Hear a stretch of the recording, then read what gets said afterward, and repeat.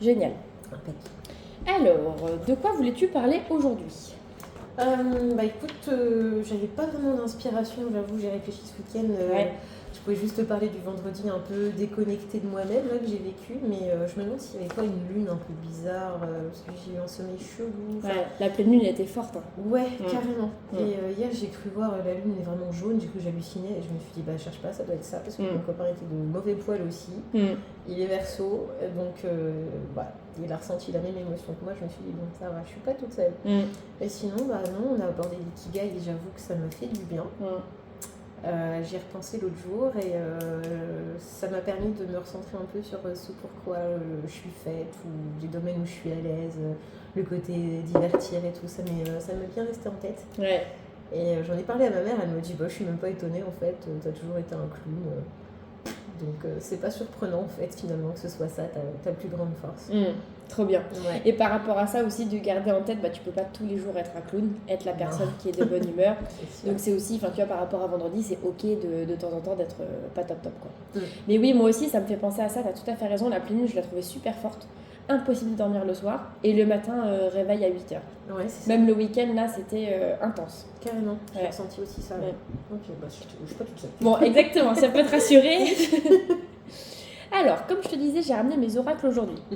J'ai l'oracle des sorcières de la lune et l'oracle du langage amoureux. Mais j'aimerais commencer d'abord par le jeu des émotions, qui est celui-ci. Donc en fait, tu as 64 cartes avec plein d'émotions dessus. Je te laisse toutes les lire petit à petit et commencer en me disant comment est-ce que tu te sens aujourd'hui. Alors.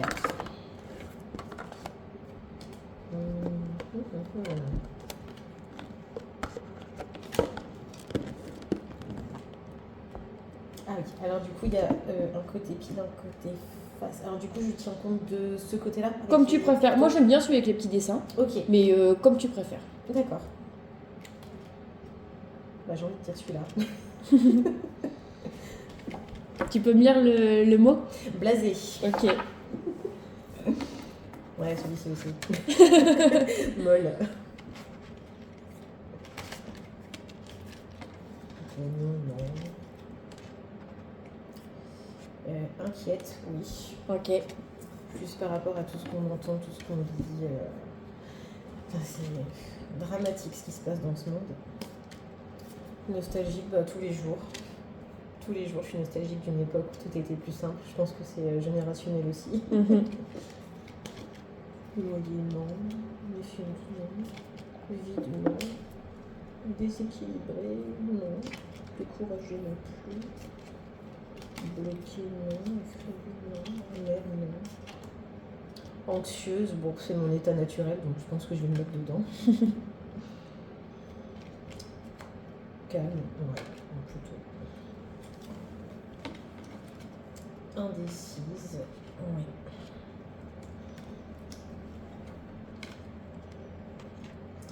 Coincée.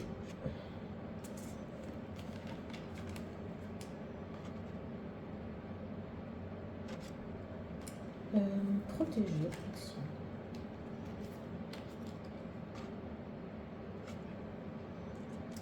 Compatissante. Sensible, évidemment.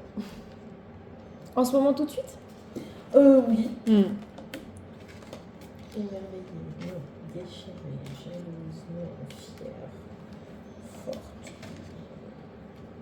Détendue. Puisée, non. Assommée. Non. Perdue. Non. Frustrée, non. Abattue, non. C'est rigolo. Impuissante, ouais. Et j'ai fait le tour. Ouais, je suis revenue à soulager au début. Ça fait beaucoup d'émotions. Ça fait beaucoup d'émotions. Comment est-ce que tu vois les choses par rapport à toutes les cartes que tu as tirées? Il y a beaucoup de choses négatives, entre guillemets. il y a toujours les mêmes choses qui reviennent en fait. Hein. L'anxiété, l'inquiétude, ça fait partie de moi au quotidien et comme on en a déjà parlé, j'essaie de dompter tout ça. Compatissante, oui, comme d'habitude, empathique, toujours. Indécise et coincée, ça va bien ensemble, effectivement. J'ai eu l'impression d'être dans un corner en fait vendredi dernier.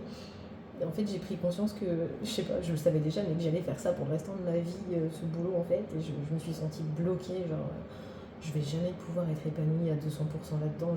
J'y trouve mon compte, mais je serai jamais pleinement satisfaite en fait. Qu'est-ce qui te manque pour être plus satisfaite? Moins de pression. En fait, je me suis même dit, est-ce que ce boulot est fait pour moi en fait? J'ai régulièrement cette espèce de syndrome de l'imposteur qui revient. Et je me suis dit, je suis pas du tout faite pour ça en fait. Je suis pas constante en fait. Et je vois bien les gens qui font ce métier, ils sont toujours d'humeur égale, ou alors ils le cachent vachement bien. Ils sont constants, on sent quand même une passion derrière. Et je me suis retrouvée dans rien de tout ça en fait. De l'inconstance, je suis pas forcément passionnée. C'est juste que je sais pas trop mal le faire en fait. Mais c'est pas ma passion, c'est clair. Après, je pense que je fais un peu le même constat que plein de gens en ce moment. Enfin, je vois beaucoup de gens de notre âge se reconvertir ou se poser des questions comme on se pose. Et je me suis dit non, en fait, c'est juste un passage à vide. Tout le monde doit travailler, toi, c'est ton boulot. Et il y en a plein d'autres qui font un boulot qu'ils n'apprécient pas, mais on le fait même plus par envie, on le fait juste parce qu'on n'a pas le choix. Et je me suis dit, ça fait partie de l'âge adulte, donc je dois accepter la contrainte d'être adulte, donc de faire un boulot qu'on n'aime pas tous les jours. Donc c'est passé comme ça dans ma tête vendredi. Ce matin, je me suis levée avec un autre état d'esprit en me disant, allez, laisse tomber, la semaine dernière, c'était pas ta semaine, c'était pas ton jour, et puis voilà quoi. Mais j'ai toujours l'indécision que voilà, ça revienne. Je vais ressentir ça à nouveau et je vais le ressentir, je pense, au moins une fois par mois minimum jusqu'à ce que la retraite arrive, si on a une. Est-ce qu'il y a quelque chose aussi où tu te dis, il y a des jours où tu sais pourquoi tu fais ça, que tu adores ton métier, que tu adores être là? Vraiment que j'adore? Non. Ok. En toute honnêteté, non. Ok. Est-ce que tu as l'habitude d'avoir des multi-activités? Tu vas te faire quelque chose à côté, même associatif ou... Non, pas forcément. En plus, j'avais pensé à faire ça cette année avec les bonnes résolutions. On s'était dit avec mon compagnon, parce qu'il est un peu comme moi, casanier et tout, on n'a pas beaucoup d'activités en dehors du boulot. On trouve notre compte ailleurs en fait, mais on s'est dit qu'il faudrait qu'on fasse des choses cette année, qu'on s'investisse dans quelque chose, autre chose que le travail. Alors, autant lui, il adore son boulot, mais malgré le fait qu'il adore son boulot, il n'est pas complètement satisfait dans sa vie non plus. Donc le boulot ne fait pas tout en fait, même si on adore, même si on est passionné. Je me suis dit ok, donc en fait, même si demain j'adorais mon taf, j'aurais toujours un vide en fait à l'intérieur.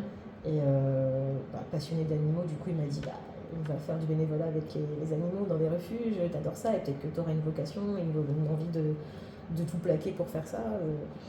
Et donc du coup on s'est dit cette année il faut qu'on le fasse. Ok. Là, peut-être que je vois les choses. Ma première idée, c'est peut-être d'aller voir autre chose en termes de métier qui serait complémentaire. Moi, j'avais l'habitude de donner des cours, par exemple, des cours particuliers le week-end, et ça me ressourçait énormément d'être du lundi au vendredi face à des adultes et d'être du samedi au dimanche face à des de 4 ans à 10 ans. Et ça ressource énormément. Tu vois, tu me parlais aussi des animaux pour ton conjoint. Est-ce que tu préfères faire quelque chose qui serait trouver finalement une sorte d'équilibre vie pro, vie perso entre ton métier, comme ça tu gardes aussi la stabilité, toute la connexion aussi avec les personnes, le monde du travail, etc., qu'aujourd'hui ça t'apporte, ou est-ce que tu préfères complètement peut-être changer de métier, quelque chose qui serait plus en lien avec ce que tu préfères, et partir vers l'inconnu? Comment est-ce que tu vois les choses?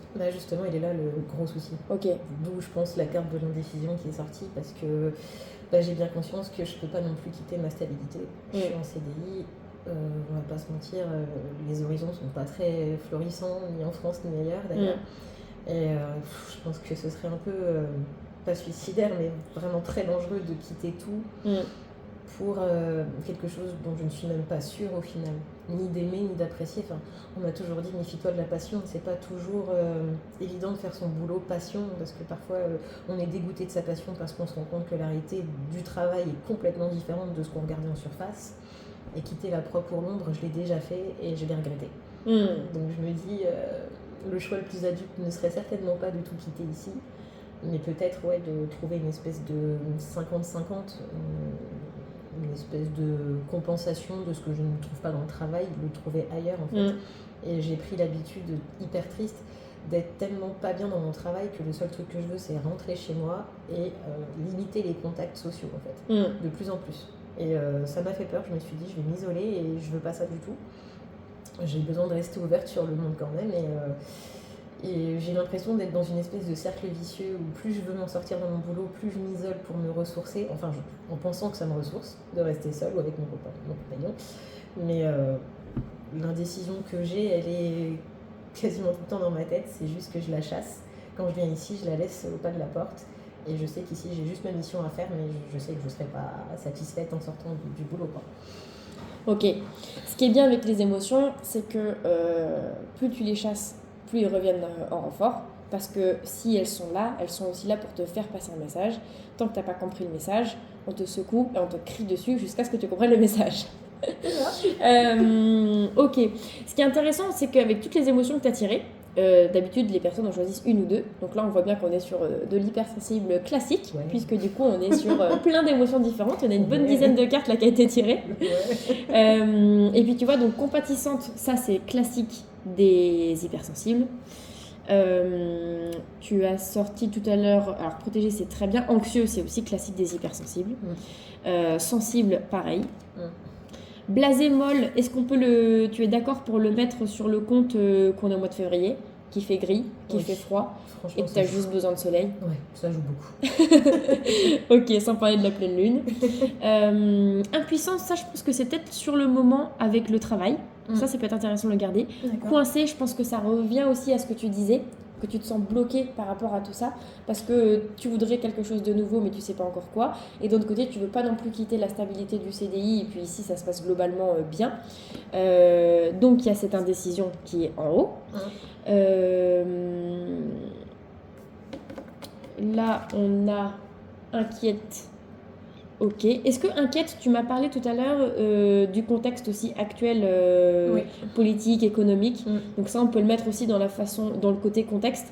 C'est-à-dire que j'aimerais trier ce qui dépend de toi et ce qui ne dépend pas de toi. Évidemment, tes émotions, c'est aussi à toi de trouver l'équilibre pour les réguler, pour te ressourcer. Et comme on avait dit la dernière fois, de simplement couper BFM TV si ça te stresse, etc. Mais voilà, pour moi, ça, c'est vraiment un facteur extérieur où tu aurais été moins inquiète si le contexte politique avait été plus stable, etc. Protéger, qu'est-ce que tu penses de cette carte? On la met dans quelle catégorie, cette carte? Je sais pas du tout. Peut-être hypersensible, peut-être. Ouais, je pense que le côté hypersensible, pour moi, c'est toi à l'intérieur de toi, où tu gardes quand même ce côté, c'est ton côté spirituel pour moi. Ouais, c'est ça. Tu gardes quand même la foi. Ouais, c'est exactement ça. Bon, on va la caser là. Nostalgique, je pense que ça fait partie des critères de l'hypersensibilité. Et puis c'est peut-être aussi un peu en lien avec le monde d'aujourd'hui, que peut-être avant c'était meilleur. C'est un discours que j'entends assez souvent, mais nostalgique, je le mettrais bien ici. Et ça va aussi avec le côté vraiment sensible de manière générale. Et calme, où est-ce que tu la classes, cette carte-là? C'est une bonne question. Elle va pas trop avec impuissant et coincé, ou peut-être avec cet ensemble-là. Ouais, moi j'aime bien aussi, parce qu'en fait dans la carte calme, tu vois, c'est un petit bonhomme qui est allongé, et il y a un peu ce côté passif. Ouais, c'est ça. Dans le côté passif de pour l'instant je prends pas des décisions, je me mouille pas non plus, et tu vois, il y a l'observation dedans. J'attends, je regarde. C'est ça. Ok, donc ça on est d'accord que blasé et molle, c'est plutôt le mois de février, qui est un peu grisonnant. Inquiétude, c'est vraiment le côté extérieur aujourd'hui du contexte politique, économique, etc. Et donc ce que je te propose, c'est de travailler sur ces cartes-là. D'accord. Donc l'émotion de l'indécision, le fait de se sentir coincé, impuissant et calme. Pour reprendre un petit peu le OSBD, aujourd'hui, qu'est-ce que tu observes par rapport à moi? Que j'ai la même question qui reviennent sans arrêt dans ma tête. C'est quoi ces questions-là? Est-ce que je suis sur le bon chemin de vie en fait? Est-ce que c'était ça ma mission? parfois je me pose la question de pourquoi je suis venue au monde. On a tous une mission et je sais pas si je suis venue au monde pour être inquiète comme ça toute ma vie. Je pense pas. En fait, j'arrête pas de me dire que j'ai des signes qui arrivent de je ne sais où, du ciel ou d'ailleurs, et chaque événement qui m'arrive, je me dis c'est forcément un signe que je dois mettre sur ma liste de signes pour un électrochoc en fait. Peu importe le temps que ça prend, si ça doit prendre 10 ans pour que je me réveille, et ben, je pense que l'univers va pas me lâcher jusqu'à ce que il se passe quelque chose, que je déclenche quelque chose. Et du coup, le côté calme et en puissance, c'est plus ce côté, j'espère que l'univers va m'apporter les réponses un petit peu, pas sans que je fasse rien, mais de la même façon qu'il m'envoie des signes, je veux un signe clair en fait. Et c'est quoi les signes qu'il t'envoie aujourd'hui ? Il y a des choses qui marchent pas toujours bien dans le travail, sans aucune raison.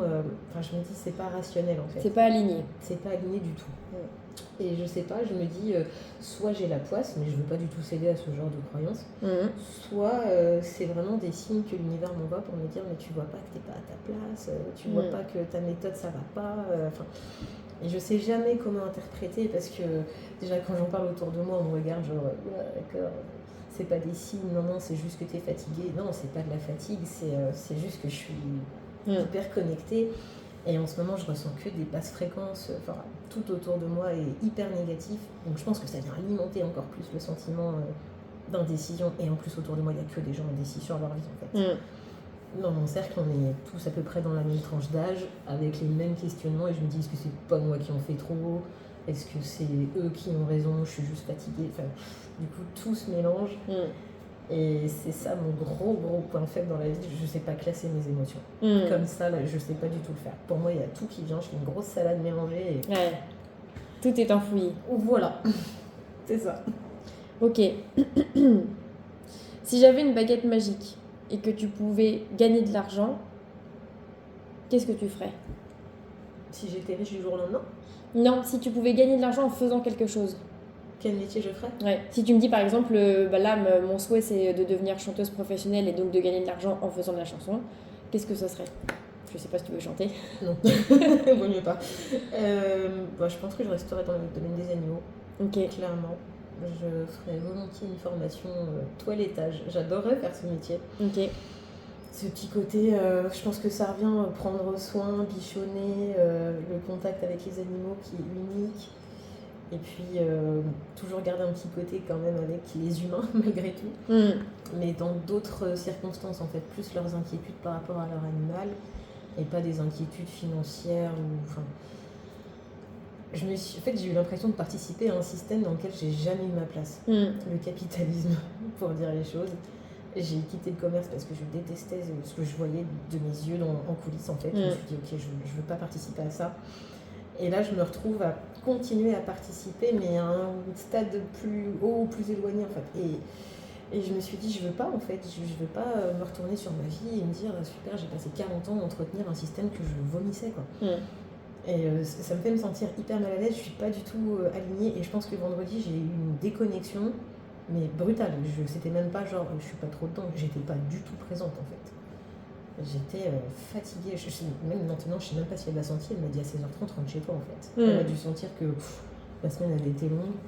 Et je n'étais pas du tout présente. Voilà, je ne saurais pas t'expliquer. Ouais, ok.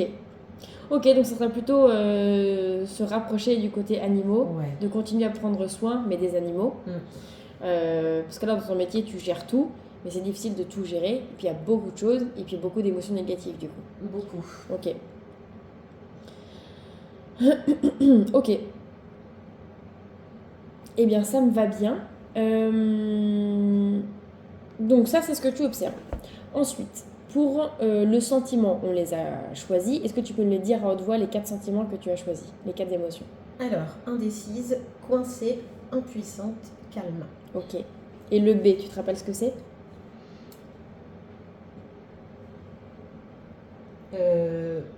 Besoin. Exactement. Bien joué, bien joué. Et alors, quels sont tes besoins, Aurélie ?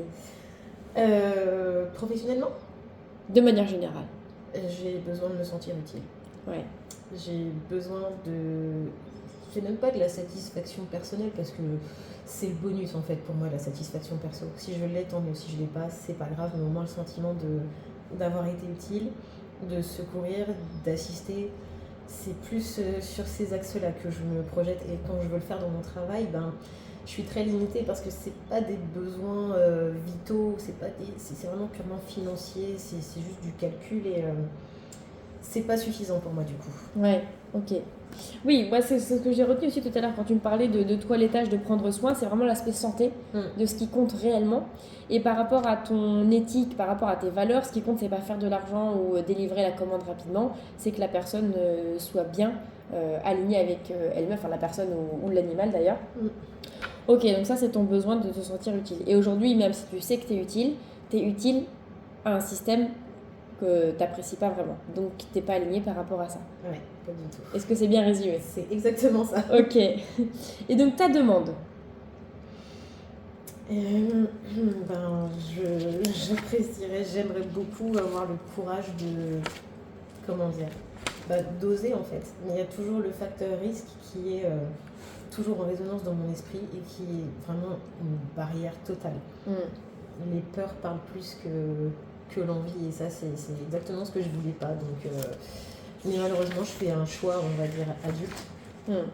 Et je me rends compte que les choix d'adultes sont pas toujours ce qu'on veut faire. Et on m'avait prévenu, enfin vous avez prévenu quand quand on était petit, qu'on ne pourrait pas faire ce qu'on voudrait, et c'était tellement vrai que je me le suis pris en pleine face quoi. En fait, on peut pas être toujours aligné en fait, c'est ça qui est triste et dommage. Moi, j'ai du mal avec cette phrase. On ne peut pas faire ce qu'on veut. Moi, j'ai entendu tu fais pas toujours ce que tu as envie. Et donc, tu fais pas toujours ce que tu as envie. Cette phrase, elle m'a détruite parce que je me dis, ok, c'est normal de faire des choses que j'aime pas. Exactement. C'est le concept du consentement. Et du coup, on peut aller bien loin et on va pas y aller aujourd'hui. Mais idéalement, c'est tu fais quand même ce que tu as envie. Est-ce que tu es d'accord à dire qu'on ne fait pas toujours ce qu'on veut? C'est quelque chose que tu voudrais détruire de tes croyances? Ouais, carrément. Est-ce que tu es d'accord à dire que tu peux vivre de ta passion et que si c'est vraiment ta passion, ça va rester ta passion jusqu'à la fin de ta vie? J'aimerais beaucoup. Je vois pas trop ce qui pourrait me faire changer d'avis en fait. Ouais, ok. Moi, je pars du principe, alors aussi parce que je suis entrepreneur, que tu peux vivre de ta passion. Que si c'est vraiment ta passion, ça va rester ta passion. Que c'est aussi à toi d'allier passion et travail, c'est-à-dire de couper, d'avoir quand même d'autres choses à côté, puisque du coup, si ta passion devient ton travail, t'es vite avec qu'un seul sujet, entre guillemets. Donc, de complémenter, d'allier tout ça avec d'autres choses, le sport ou autre chose. Et des fois, le sport, c'est ta passion et ton métier, mais donc d'allier avec, j'en sais rien, la nourriture, le chant ou autre chose. Est-ce que tu peux noter ces deux phrases? J'ai le droit de faire ce que je veux.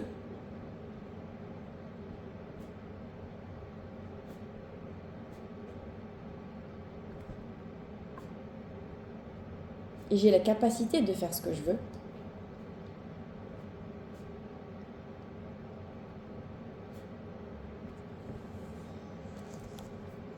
Et je peux vivre de ma passion.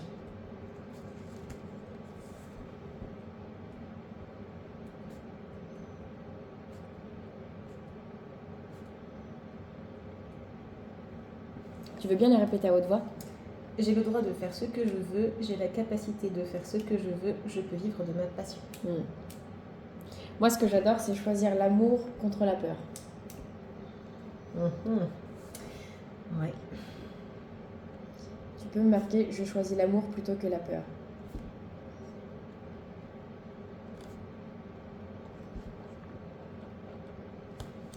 Et dans je choisis l'amour plutôt que la peur, ça veut dire je choisis mon amour propre et ce que mon corps demande plutôt que la peur de manquer d'argent et de ne pas savoir payer le loyer le mois d'après. Concrètement, il y a un peu de ça. C'est totalement ça. Après, évidemment, on peut rentrer dans tout un aspect stratégique de comment est-ce que tu fais de l'argent par rapport à ta passion. Mais ça s'appelle un business plan. Et après, on part sur un autre sujet. Mais tu vois ce que je veux dire? Il y a vraiment ce côté, tu peux choisir l'amour par rapport à la peur. Aujourd'hui, tu as tiré beaucoup de cartes qui sont... tu as choisi beaucoup de cartes liées à la peur. tout ce qui est bleu, donc ça va être que ça soit la nostalgie, tu as choisi blasé, tu as choisi molle, tu as choisi l'inquiétude, tu as choisi l'impuissance. Et tout ça, c'est lié à la peur de se lancer, la peur de prendre sa place aussi par rapport à toi, la peur de quitter un CDI, de quitter la sécurité, de quitter l'entreprise, ta relation aussi avec l'Antonin. Et donc c'est aussi l'amour de ressourcer du coup par rapport à tout ce qui toi te fait plaisir, qui pourrait te faire gagner en énergie, plutôt que là aujourd'hui, pour plein de raisons différentes, y a ce sentiment de blasé, de molle, etc. Et si tu aimais ta vie, moi aujourd'hui je me suis levée avec une grosse banane et pourtant j'aime pas quand il fait froid, etc. ou quand il fait gris, mais j'adore me dire que je vais me réveiller, je vais travailler, je vais te rencontrer tout à l'heure, on va faire le coaching, l'après-midi j'ai tel rendez-vous qui m'attend, et en fait j'adore ma vie. Et ce week-end, j'ai travaillé, mais j'adore mon travail, donc j'ai pas eu l'impression de travailler, tu vois. Ouais. C'est-à-dire que ce week-end, j'ai ouvert mes mails, j'ai envoyé des devis, j'ai fait mes trucs, mais c'est pas lourd. Et pourtant, Dieu sait que j'aime pas la facturation, les devis, la comptabilité, etc. Mais en fait, j'aime tellement ce que je fais que j'adore faire ça. Je vois. Et après, il faut trouver aussi un équilibre, bien sûr, en se disant, oui, des fois, j'ai aussi besoin de déconnecter, etc. Même si j'adore faire ça, je peux pas le faire du lundi au dimanche. C'est sûr. Mais oui, de choisir l'amour plutôt que la peur. Et c'est pas facile parce que tu as été aussi éduquée avec des phrases de on fait pas toujours ce qu'on veut. Ça veut dire que depuis petite, on t'a habituée à aller au travail le lundi matin avec cette boule au ventre, à accepter des journées comme vendredi où t'étais pas bien, parce que tu fais pas toujours ce que tu veux, parce que c'est normal de pas se sentir forcément bien à sa place. Et moi personnellement, je trouve que c'est pas vrai. Pour moi, c'est normal que tu te sentes bien à ta place. Et quand tu m'expliques ça, je me revois tellement dans mon ancien poste où j'étais RH. Et je me dis, en fait, j'adore ce que je fais. Comment c'est possible que je vienne avec des valises sous les yeux, etc. Que je me sente pas bien avec la boule au ventre. Et évidemment, je pense qu'on a toutes les deux le même tempérament de l'optimisme. C'est-à-dire tu vois quand même les choses du bon côté. Parce que tu travailles avec des personnes géniales. Parce que finalement, tes clients sont pas si terribles que ça de temps en temps. Parce que tu es plutôt bonne à ce que tu fais aussi. Donc, tu te raccroches à ces petites choses qui sont quand même positives. Mais le fond, c'est que tu n'es quand même pas toi-même, que tu n'es pas aligné avec ce que tu fais, que tu mets de l'argent, de ton temps, de ton énergie dans un système que tu ne veux pas nourrir et que tu préférerais nourrir un système de je prends soin des animaux, je prends soin de la vie, de la santé, de quelque chose qui compte vraiment, plutôt que de gérer des problèmes et de trouver des solutions, de se sentir utile, ce qui est aussi toi. Donc tu te réalises quand même en partie par ton travail, mais il manque ce côté-là. Ouais. Et aujourd'hui, pour que tu choisisses aussi l'amour plutôt que la peur, ça veut dire qu'il faut que tu ailles déconstruire toutes tes peurs. Donc là, par exemple, si je te dis qu'est-ce que tu perdrais à quitter ton travail là tout de suite, ce que évidemment je te recommande pas du tout, hein. Mais tu vois, de quoi tu aurais besoin à valider avant de quitter, tu vois. Est-ce que tu as besoin de mettre 20 000 € de côté ou 30 000 €, comme ça tu sais que tu as au moins une année de libre? Est-ce que tu as besoin de d'abord déménager? Est-ce que tu as besoin de d'abord créer ta structure, d'y travailler le samedi et le dimanche pendant 6 mois, histoire de savoir si c'est vraiment bien ça, etc. Tu vois, ce genre de choses. Et en fait, tout ça, c'est des questions que tu vas pouvoir te poser, de dire, ok, qu'est-ce qui me fait peur aujourd'hui concrètement? Et comment est-ce que je peux vaincre cette peur tout simplement? Parce que la peur de l'argent, tout le monde peut l'avoir, mais quand je discute avec des personnes qui me disent, je ne sais pas si j'aurai assez d'argent pour payer le loyer prochain, la personne-là, ça fait 5 ans qu'elle est en CDI dans une grosse boîte française, que son poste n'est pas du tout mis à péril. Je me dis, concrètement, sans vouloir vous offenser, la peur, elle est irrationnelle.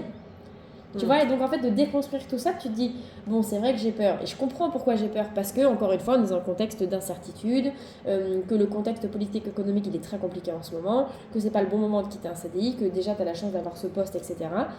Mais d'un autre côté, qu'est-ce qui, toi, te manque pour que tu te sentes assez confiante par rapport à ça? Et tu vois, tout à l'heure, tu me parlais d'une formation, j'en sais rien, tu vois, il y a plusieurs cases à cocher. Ça te parle, ça? Oui, complètement. Tu te vois en parler avec ton conjoint? Oui, on en parle assez librement. Ok. Parce que j'avoue que si on continue là-dessus, ça peut facile prendre encore 1 heure. Mais voilà, je te pose toutes les questions dans ta tête, comme ça tu peux aussi y réfléchir toi de ton côté. Tu vois un peu le cheminement? Ouais. Ça te parle? Carrément. Okay. Toutes les peurs que tu as évoquées, c'est celles qui m'animent, donc ça me parle totalement. Ok. Parfait. Eh bien écoute, est-ce que tu peux conclure sur le jet des émotions? Qu'est-ce que tu as pensé de l'exercice? Qu'est-ce que tu retiens? Je l'ai trouvé assez intéressant parce que, comme je t'ai dit, moi je mets tout dans une salade et puis je suis pas capable de dissocier telle émotion d'une autre parce que pour moi, si je me sens comme ça, c'est à cause de ça, c'est la conséquence de ci, de ça. Et un peu comme j'ai été éduquée à, comment dire, à me dire je peux pas tout faire, je peux pas faire ce que je veux, bah, j'associe aussi à je peux pas toujours me sentir bien, je peux pas toujours être heureuse et je peux pas toujours être en phase alors que bah, je devrais même pas me dire ça, mais je l'ai rangé dans la normalité en fait, d'être blasée, molle, inquiète, tout ça. Pour moi, c'est limite mon quotidien en fait. Et de les voir toutes séparées les unes des autres, en fait, je me rends compte que bah, déjà elles ont toutes un lien, mais qu'il y en a qui sont complètement indépendantes de l'autre aussi. Parce qu'entre protégé et blasé, il y a zéro rapport, mais pourtant, ça fait partie de ma palette d'émotions actuelles. Donc j'ai trouvé ça intéressant de les dissocier en fait, une par une. Et tu vois, de les voir en face de toi, tu te dis, ah oui, j'ai tout ça comme émotion Ouais. quand même. Enfin, je sais pas, enfin, je voudrais insister là-dessus parce que vraiment, les personnes, d'habitude, c'est une ou deux cartes. Ouais, mais moi, je fais une énigme. Je suis pas comme tout le monde, je parle là-dessus. Et d'un autre côté, c'est ok, tu vas avoir plein d'émotions parce que l'émotion que tu te sens protégée, bah, je te souhaite de la ressentir toute ta vie. Tu vois, ou même le côté calme, etc. Et puis après, le côté indécis, c'est aussi de se dire, ok, maintenant je me sens indécise, qu'est-ce que je peux faire pour aussi aller vers l'action? C'est-à-dire que dans la peur, tu as aussi ce côté où finalement tu restes calme, tu restes observatrice et tu es devant le panneau exactement comme cette personne-là, mais tu choisis pas. Et en fait, c'est une coach qui m'a parlé de ça, Magali Demeul, c'est tu te lèves et tu décides. Et il y a vraiment ce truc de ok, je lis tous les panneaux, je liste toutes les probabilités, ce que ça peut engendrer, etc. Je sais pas si tu connais mon petit tapis de cartes avec l'arbre de vie. Et en fait, tu as une branche, tu suis la branche, tu fais ton scénario, ok, c'est une branche qui pourrait être pas mal. Cette branche-là, c'est vrai qu'elle m'intéresse aussi, ça peut être pas mal, mais bon, pour ça, ça me va pas. Et en fait, tu te fais ton petit arbre des scénarios, et après tu choisis, et tu te dis, bon, je pensais que ça me plairait, mais en fait, pas tant que ça, et donc tu rechanges de direction. D'accord. Tu vois ce que je veux dire? Ouais. Il y a vraiment ce truc de, t'es sur l'autoroute, t'as une sortie qui te plaît, t'y vas, finalement la ville, elle te correspond pas trop, donc tu retournes sur l'autoroute et t'attends les prochaines sorties. D'accord, je vois le principe. Et moi, c'est vraiment ça, c'est-à-dire que si tu es là, dans ta voiture, tu te dis, bon, alors où est-ce que je vais? Tu n'auras pas la réponse. C'est comme les personnes, pour moi, les jeunes aujourd'hui qui font plein de stages, etc. À 15 ans, à 18 ans, on ne peut pas te demander de savoir quel est le métier que tu voudras faire, mais c'est parce que tu as fait un stage ici et là que tu vas te dire, ok, bah, suite à mon alternance, c'est vrai que c'est finalement pas du tout pour moi. Par contre, j'ai bien aimé cet aspect-là, et hop, je vois. Tu te réorientes. Ok. Sachant que, autre croyance dont tu m'as parlé tout à l'heure, tu n'es pas obligé de terminer ta vie sur ce poste, ni sur cette entreprise, ni dans cette casquette-là, etc., de ce que tu es aujourd'hui. Je pense que le métier évolue énormément, les professions, le milieu de l'emploi, les contrats aussi. Il y a très peu de CDI finalement qui se font aujourd'hui. Aussi parce qu'encore une fois, on est dans une inquiétude autant côté entreprise que côté salarié. Et donc, c'est aussi le moment, tu vois, c'est un peu comme le Covid. Tu testes un petit peu, regarde des vidéos, j'en sais rien, de personnes qui font, tu me parlais tout à l'heure du métier de toiletteur. Va discuter avec les personnes de la SPA. Est-ce que c'est le milieu associatif qui te plaît? Est-ce que tu veux quand même rester dans le privé, dans un petit toilettage? Est-ce que finalement le contact client, c'en est de trop, donc d'aller dans un autre endroit? Tu vois ce que je veux dire? Ouais. Et donc d'évaluer tes possibilités. Et ça, aujourd'hui, je t'invite grandement à aller te rapprocher de quelqu'un qui fait ça dans ses journées classiques. D'accord. Et tu lui dis, bah voilà, est-ce que ça vous ennuie pas que je reste juste la journée avec vous? Puis tu expliques ta solution et en général les gens ils sont assez sympas. Et alors ce qui est très bien c'est que tu t'en vas vers un milieu où je pense que si tu toques aux portes de la SPA ils vont pas te dire bah non on n'a pas envie de vous, on n'a pas besoin de vous. Généralement c'est quand même des gens qui sont assez gentils ou orientés, bienveillants, sympathiques quoi. Donc tu risques pas de te faire rembarrer. Ça te parle tout ça? Oui. Ok, trop bien. Quelle est ta conclusion? Que j'ai vraiment besoin de faire du tri dans tout ça quoi. Et puis de ne plus laisser ces émotions-là et là prédominer parce qu'en fait, elles sont prégnantes sur tout le reste en fait. Elles envahissent tout le côté hypersensible et je devrais peut-être plutôt laisser parler ma sensibilité pour contrôler tout ça, mais c'est le contraire que je fais. Et puis ta sensibilité est vraiment un hyper pouvoir. C'est là pour appuyer là où tu as besoin aussi d'entendre. Et tu vois, quand on parle d'hypersensibilité, finalement, il n'y en a qu'une, la carte de la nostalgie. Mais sinon, elles sont toutes hyper positives. Compatissantes, sensibles, un peu d'anxieuses, mais ça c'est classique, de se remettre en question, protégée. Et tout ça, ça fait vraiment aussi du bien d'entendre tout ça. Ça veut dire que ça, c'est ta source. C'est l'intérieur de toi. Et des fois, tu te fais aussi influencer par le monde extérieur, influencé par ça. Il y a des moments où tu te sens coincé. Et ça se trouve, on se reverra dans 3 semaines et tu vas dire « Oh, je me sens libérée parce que depuis c'est le printemps et que tout va bien et tu renais, etc. » Tu vois. Ok, moi ce que je conclus aussi, c'est que encore une fois, cette séance, mais aussi les autres, quand tu poses les choses, c'est plus clair pour toi. Il y a vraiment ce truc où, aujourd'hui, malheureusement, c'est notre dernière séance, mais de se dire, de garder cette logique-là, de dire, waouh, c'est quoi cette salade avec une dizaine d'émotions? Comment est-ce qu'elle aurait fait Nina? Ah oui, c'est vrai, elle aurait tout écrit, je les aurais classées. Est-ce que ça, oui ou non, ça dépend de moi? Est-ce que ça, c'est mon essence pure? C'est-à-dire que c'est des émotions que je ressens quand même globalement tout le temps. Quelles sont les émotions liées à peut-être quelque chose qui s'est passé, un événement, le travail, ma relation amoureuse, etc. Et tu vois, tu décortiques tout ça, et encore une fois, de les classer, tu dis, ah ouais, ok, c'est pas si compliqué que ça. Et puis tu as aussi conscience de tout ce qui est en train de se passer, tu vois. Ouais, carrément. Parfait. Alors, ce que je te propose, c'est qu'on passe au jeu suivant. Hop. Donc, comme je te disais, j'ai emmené ces 2 oracles-là. Tu peux regarder les petits dessins pour choisir celui qui te plaît, parce que je pense qu'on aura le temps d'en faire qu'un seul. Donc, l'oracle du langage amoureux, et ici, tu as l'oracle des sorcières de la lune. Alors, c'est quoi la différence du coup entre les deux? La différence, c'est que les thèmes abordés ne sont pas les mêmes. C'est-à-dire que l'oracle du langage amoureux va parler vraiment de ce que tu ressens, de comment va ton cœur. Les sorcières de la lune peut aussi évidemment parler de comment va ton cœur, mais ça va être un peu plus lié aussi à des cartes de noms de déesses au moment de la lune. Ça va te permettre d'avoir un peu plus de détails sur les solutions ou qu'est-ce que tu dois faire. Et l'oracle du langage amoureux, j'aime bien l'utiliser en disant quel est l'état des lieux de mon cœur, comment est-ce que mon cœur se sent, soit tu as du mal à voir un petit peu les énergies de ton cœur. Et l'oracle des sorcières dans la lune, c'est plutôt de quoi j'ai besoin. Qu'est-ce que je peux faire là prochainement? Quelles sont les cartes qui me seraient utiles de savoir? Tu vois, tu me demandais un message plus clair, moi je partirais sur celui-ci. Ouais, c'est ce que je me disais aussi. Ok. Il a l'air plus complet. Ok.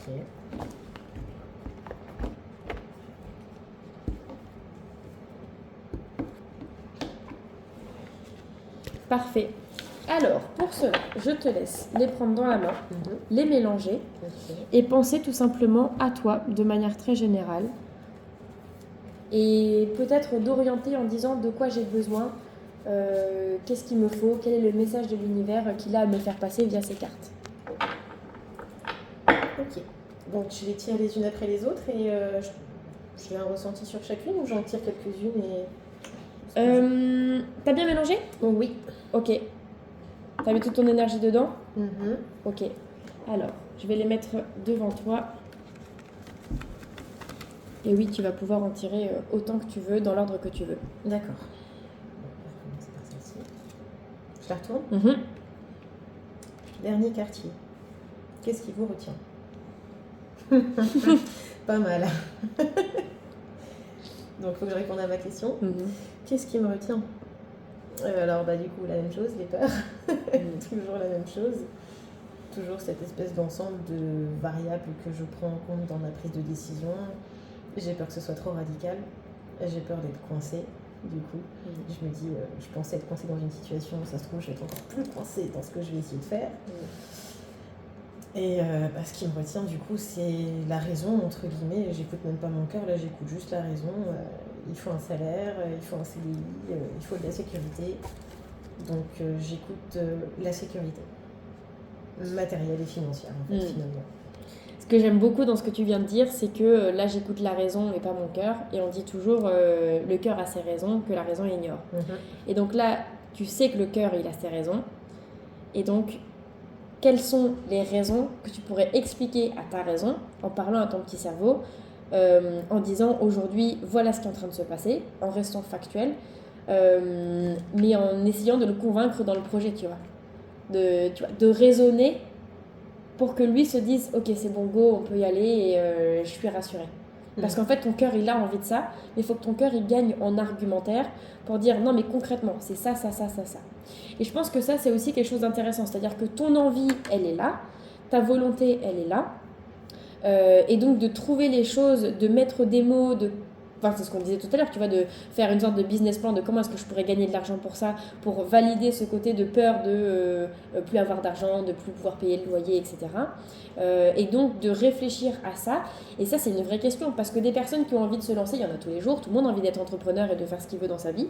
Mais tu as aussi ce truc de comment est-ce que je peux faire ça toute ma vie et pas dans un an me dire en fait ça n'a pas marché parce que j'arrive pas à avoir mes 2000 euros par mois ou j'en sais rien ce que tu vises.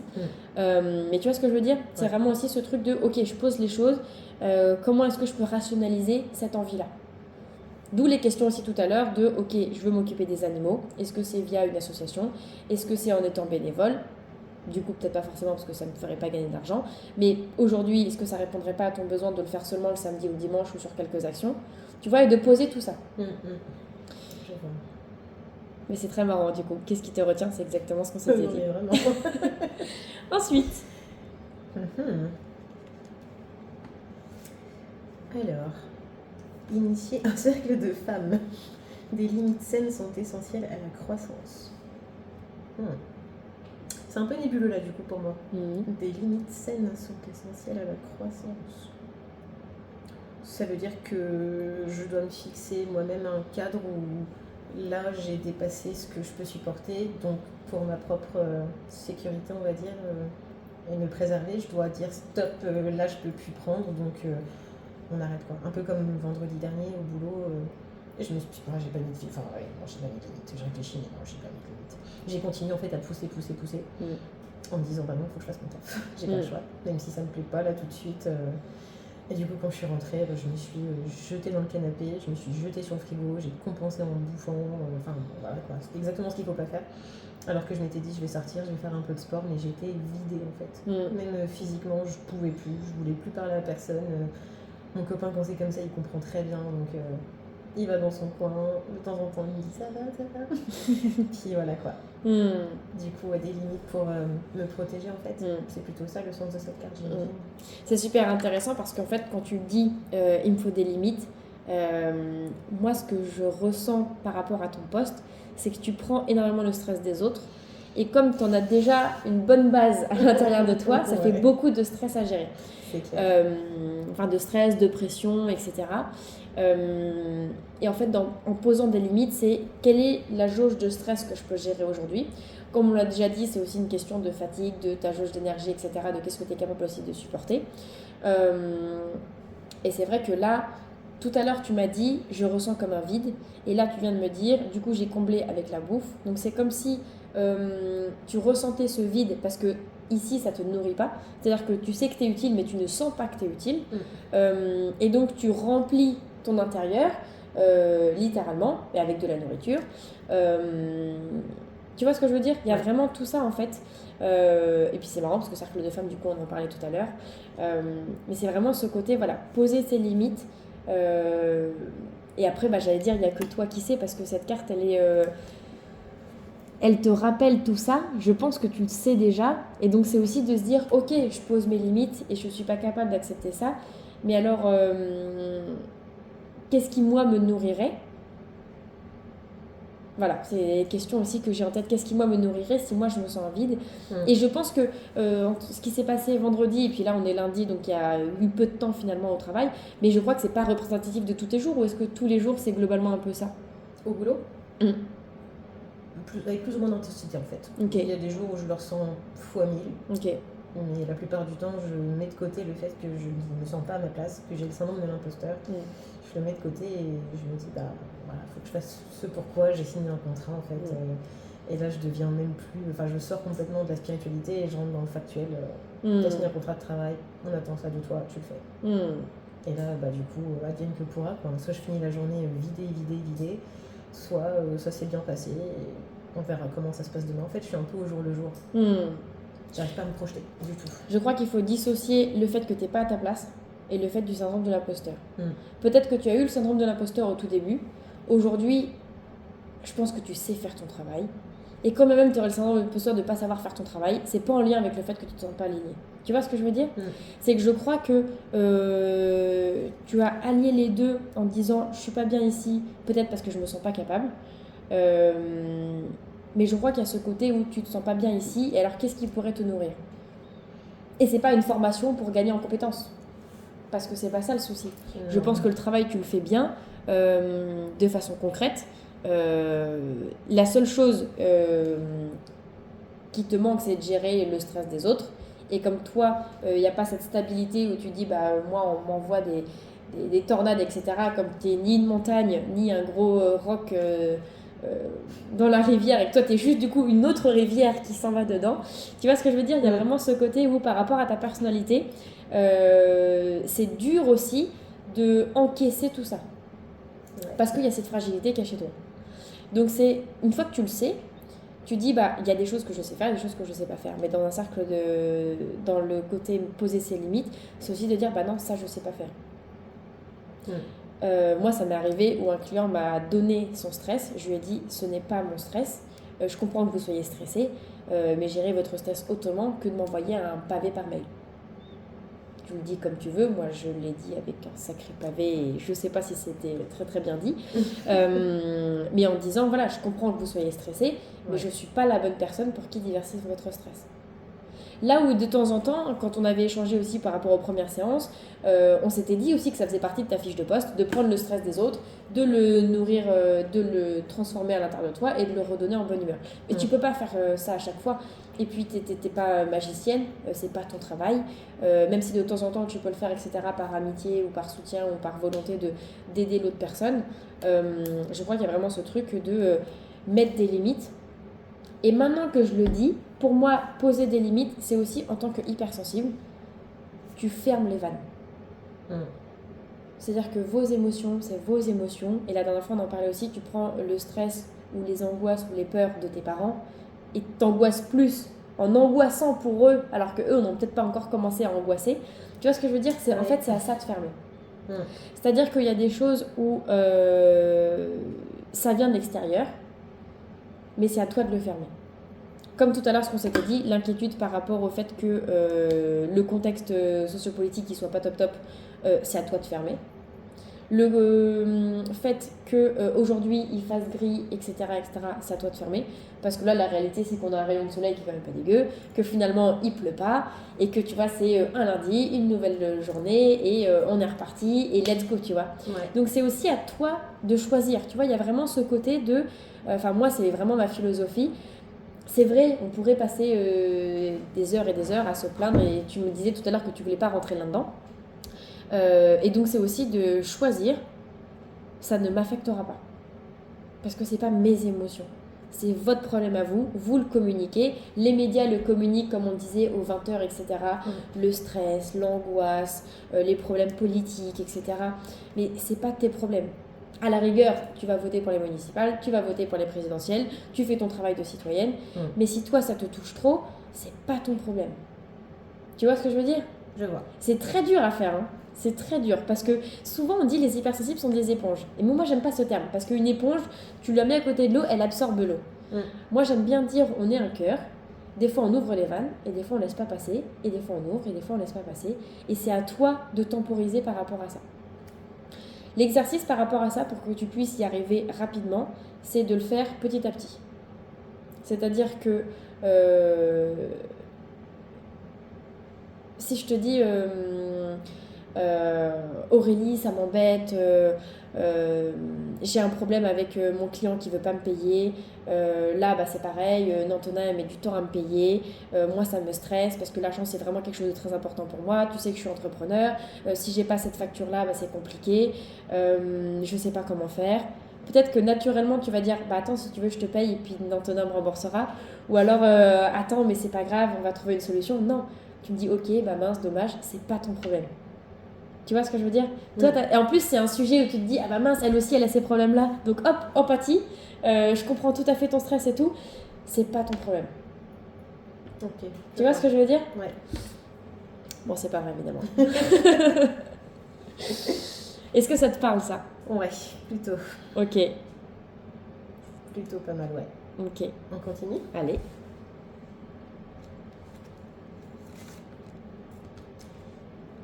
Gibbeuse croissante. Gibbeuse. Changer de direction, c'est bien, c'est normal. Ok, je vais retenir les numéros, je vais les jouer au loto. Gibbeuse, du coup. Gibbeuse, c'est le premier moment où après la nouvelle lune, tu vois, la lune est toute blanche. Ouais. Et quand ça a commencé, cette nouvelle lune, tu es au tout début d'un nouveau projet. D'accord. Donc, c'est normal de changer de direction. Ok. Et ce que j'aime beaucoup dans cette carte, c'est que tu vois, tu as le petit panneau avec la direction à gauche, la direction à droite. Et tu as vu qu'il y a marqué Happy des deux côtés. Que tu ailles à gauche, que tu ailles à droite, c'est la destination du bonheur. Et je trouve qu'elle ressemble exactement à la carte de tout à l'heure où, pareil, tu avais choisi le petit bonhomme devant, tu sais, toutes les destinations possibles. C'est vrai. Et en fait, c'est ce qu'on se disait tout à l'heure. Comment est-ce que tu vois cette carte-là ? Comment tu l'interprètes, toi ? Ah bah, elle me parle tout de suite, forcément. Changer de direction, c'est un peu les grandes questions, que ce soit professionnellement ou au niveau de mes propres émotions. Il faut tout changer, en fait. Il faut tout changer ou tout remodeler. Du coup, bah, ça me parle. Effectivement, quelle que soit la direction, bah, j'espère aller à Happy City ou Happyville, ouais, carrément. C'est ça la première peur, c'est d'arriver dans une mauvaise destination. Erreur d'aiguillage, il faut tout recommencer, il faut tout reprendre. Après, c'est sûr que si j'essaye pas, je ne saurais jamais. Mais en fait, ce qui est bien dans les mauvaises directions, c'est que cette mauvaise direction, elle t'indique que c'était pas la bonne direction. Donc, elle te montre qu'il faut, rechanger. Ouais. Tu vois ce que je veux dire ? Donc, c'est vraiment ce truc. Moi, j'adore cette carte. Il y a le fait qu'il y ait les deux chemins. Je trouve ça trop beau de se dire, comme tout à l'heure, tu as ton arbre de vie. Tu suis un chemin parce qu'on est nouvelle lune, nouveau projet. Tu vois, c'est vraiment le commencement de quelque chose. Tu te poses des questions. Tu sais pas ce que tu veux faire. Choisis un chemin. Si t'aimes, tu continues. Si t'aimes pas, tu rechanges. Parce que changer de direction, c'est bien, c'est normal. Et puis, c'est ce que tu as fait. Donc, finalement, je pense que tu as accepté cette part de toi. Oui. Et souvent, avec les hypersensibles, tu as un peu ce côté multipotentiel. C'est pour ça que je te demandais si tu avais plusieurs activités et qu'il y a plein de choses qui t'intéressent. Et j'en connais plein qui me disent tous les 3 ans, ils changent d'activité, de wedding planner à comptable, de comptable à illustratrice. Et après, ils changent parce qu'en fait, ils aiment tout. Et pour rien au monde, ils voudraient arrêter le wedding planning parce qu'ils adorent ça, le côté faire plaisir aux personnes, etc. Et d'un autre côté, ils adorent dessiner aussi, donc t'en fais ton métier. Et hop, tu changes. Et c'est ça qui est beau aussi, d'où le côté, la phrase tout à l'heure, tu peux faire ce que tu veux et tu as le droit de vivre de ta passion. Et si ta passion, elle change, très bien, change aussi. Tu vois, de ne pas se sentir coincé, comme tout à l'heure, avec un choix, parce que tu t'es dit, ça allait être celui-là et pas un autre. Et je fais un parallèle, parce qu'on va aussi tomber dans la 14 février. Si tu as choisi un homme qui était bien pour toi à ce moment-là, mais que c'est plus bon après, tu as le droit de divorcer. Tu n'es pas obligé de terminer le reste de ta vie avec cette même personne. Bon, évidemment, je vous souhaite plein d'amour tous les deux. Mais tu vois le thème ? Je vois, on a le droit de changer. Exactement. Et c'est même bien, et c'est même normal du coup. C'est vrai que oui, dans les préceptes qu'on nous met dans la tête, c'est trouve un boulot et va jusqu'à la retraite comme ça. Exactement. Et j'ai toujours dit à mes parents, je sais pas comment on fait pour faire 45 ans le même truc. Exactement. C'est trop long, il y a trop de choses à voir dans le monde, il y a trop de pays, il y a trop de métiers, il y a trop de choses qui changent.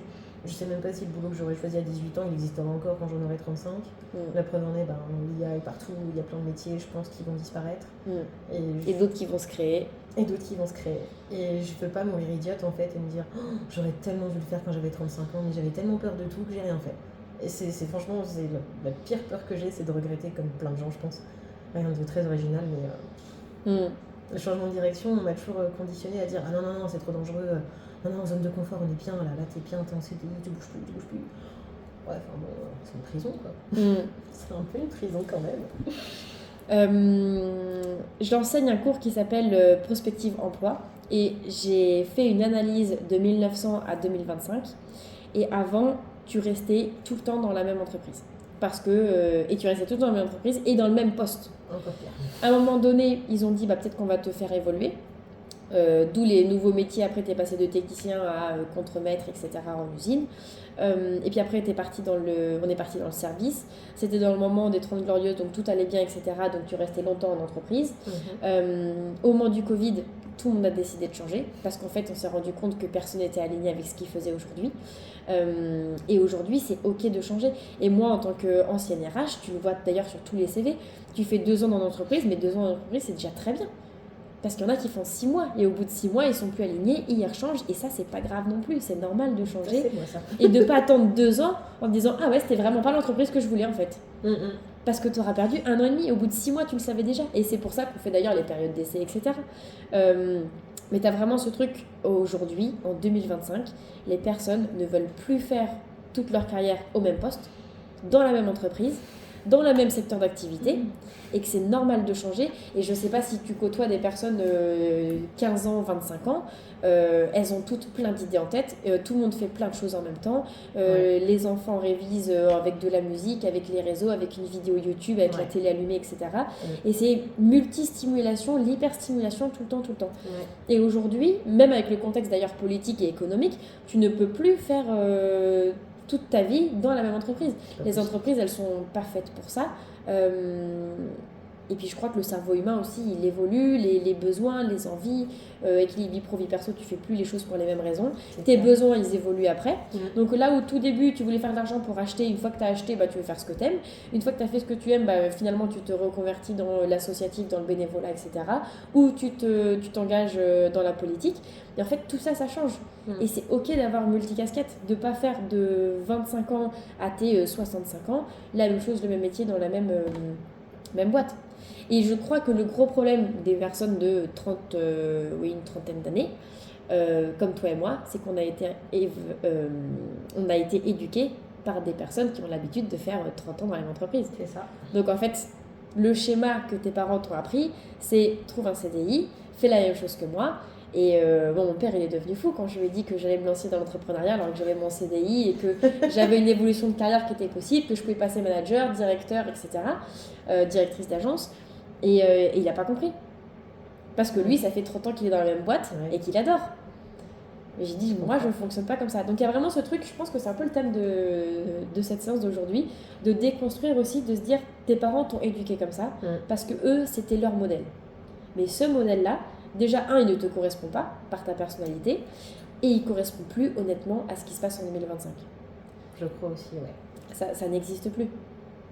Ça, c'est sûr. Leur faire comprendre ça. Ma mère est plus ouverte là-dessus. Mon père, lui, il comprend, il commence à comprendre. Mais il a fallu batailler avec lui. Quand j'ai eu ma licence à Neoma et puis que je lui ai dit j'arrête tout, je vais aller faire l'UPR, je vais aller faire une formation, je vais me mettre au chômage pour me faire financer ma formation par le chômage. Déjà le mot chômage, j'ai cru que je l'ai insulté. Je dis non mais c'est un droit que j'ai acquis, j'ai bossé pour l'avoir. Et je vais pas rester au chômage sans rien faire, je vais avoir une formation 35 heures par semaine, comme un vrai boulot, et derrière j'aurai un autre boulot. Et il a fallu lui prouver que j'allais le faire, ça allait le faire. Mais c'est un boomer, mon père il est né en 61, il a connu que ça, il a fait 2 boîtes différentes dans sa vie. Et comme je lui dis, j'ai fait 6 mois là, je vais faire 7 mois ici, pour lui je suis instable. Je suis pas instable, je suis juste pas à ma place là où je suis. L'idée c'est de chercher sa place dans ce monde, je pense, et s'il faut le faire 35 fois, je vais le faire 35 fois. De ce que j'entends, ton combat c'est pas de convaincre ton père, non, c'est de détruire ce que lui il t'a appris. Ouais, et c'est aussi de le convaincre que, de la même façon qu'il m'a convaincu il y a 20 ans, quand j'avais 15 ans, que je devais faire comme ça, je veux le convaincre que j'ai fait comme il m'a dit, mais ça ne marche pas. C'est pas faute d'avoir essayé, j'aurais pu prendre tout de suite un autre chemin, faire ma rebelle, mais j'ai quand même essayé, et mine de rien, ça ne marche pas. Et maintenant que tu lui as prouvé, parce que je trouve que tu peux essayer de le convaincre, et puis après, libre à toi, mais d'expérience, ce qui va être le plus compliqué, et surtout le plus bénéfique pour toi, c'est d'enlever toutes ces croyances-là. Et c'est exactement par quoi on a commencé. Tu m'as dit, on ne peut pas faire ce qu'on veut. Ça, c'est à enlever. De lui faire comprendre, ça c'est son souci, et de ce que j'ai compris, ça va être très compliqué. À son âge aujourd'hui, comment il est. Mais c'est à toi maintenant d'être la première à y croire. C'est toi que tu dois convaincre, que tu peux faire ce que tu veux. Carrément. Est-ce qu'il y en a une autre qui t'attire? Une dernière carte? Tu peux en tirer autant que tu veux, tu me dis dernière, mais comme tu veux. Je vais toutes les tirer. Alors, E4. Le changement est important, libérez-vous du passé. Non, mais... Je commence à avoir peur. T'as vu, c'est impressionnant, hein? Ça suit vraiment la discussion, quoi. Donc c'est vraiment cool, parce qu'il y a un sens. Le 13 en plus, c'est un bon chiffre. Oui, je pense que tout est dit. Le changement est important. De toute façon, j'ai jamais été comment dire. Je suis changeante depuis toujours. J'ai toujours eu du mal à aller au bout d'un truc depuis toute petite. Je commence le tennis, j'en fais 3 ans, j'arrête sans raison. Je commence un autre sport, ça me plaît pas, j'arrête. Je commence un bouquin, hop, ça me plaît pas, j'en change. J'ai toujours été comme ça et on m'a toujours reproché de ne pas aller au bout de ce que je commence. Mais pour moi, ça ne veut pas dire que que j'ai raté. C'est juste en cours de chemin, ça me plaît pas. Je vais pas m'obliger à faire un truc que j'aime pas parce qu'il faut aller au bout à tout prix. Je préfère faire 10 000 choses à moitié et y trouver mon compte que de me forcer à tout prix pour faire plaisir à je ne sais qui, la société. En fait, notre génération, enfin la mienne, c'est plaire aux gens. Plaire aux autres, tout le temps. Il faut que tu te plaises aux autres, il faut que tu trouves ta place, il faut que tu sois dans un moule. Et j'ai toujours dit, je refuse d'aller dans un moule. Après, je vais être bloquée. Et là, je me sens bloquée. Ouais. Du coup. Tous les hypersensibles sont pas comme ça, mais moi, je me vois vraiment dans ce que tu dis. On est par définition instable. Donc, il faut arrêter de nous caser dans des cases.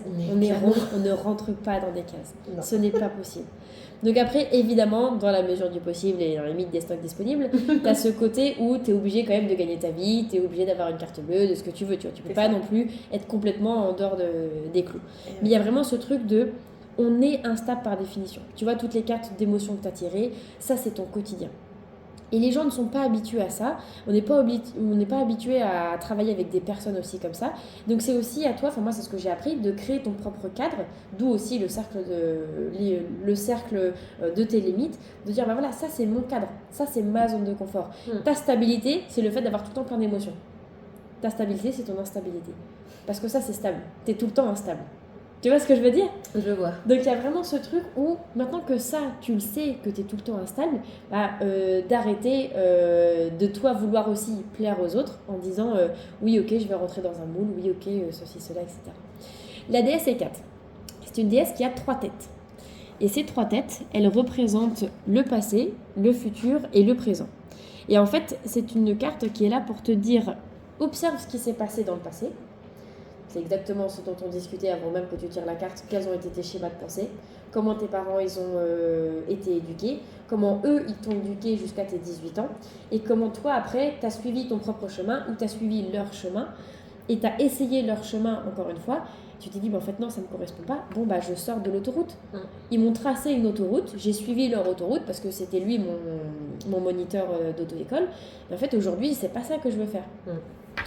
De voir aussi le présent, là aujourd'hui au présent, comment est-ce que tu te sens, comment est-ce que tu es, de faire un bon petit OSBD de qu'est-ce que tu observes, et le futur, quels sont les scénarios, quels sont les différents chemins qui t'intéressent, qu'est-ce qui te nourrit, quels sont tes besoins.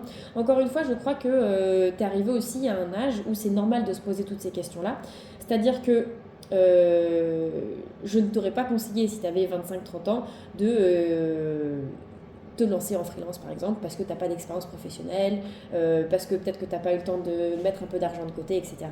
Là aujourd'hui où ça fait quand même pas mal d'années que tu travailles, que entre guillemets tu m'as dit tout à l'heure que tu avais cotisé pour ton chômage, etc. C'est encore une autre situation. Tu vois, où tes besoins sont encore différents. Parce qu'en plus de ça, tu es casé avec quelqu'un qui travaille, vous avez déjà votre appart. Tu vois, donc il y a quand même une stabilité, si on raisonne, où là c'est ok. Parce que tu as fait les choses pour gagner cette stabilité-là. Et maintenant, tu peux te permettre de sortir de ta zone de confort sur un petit truc. Mais si tu quittes ton maître, si tu quittes ton appart et si tu quittes le boulot, là, je te dirais non, c'est peut-être pas la bonne stratégie. C'est sûr.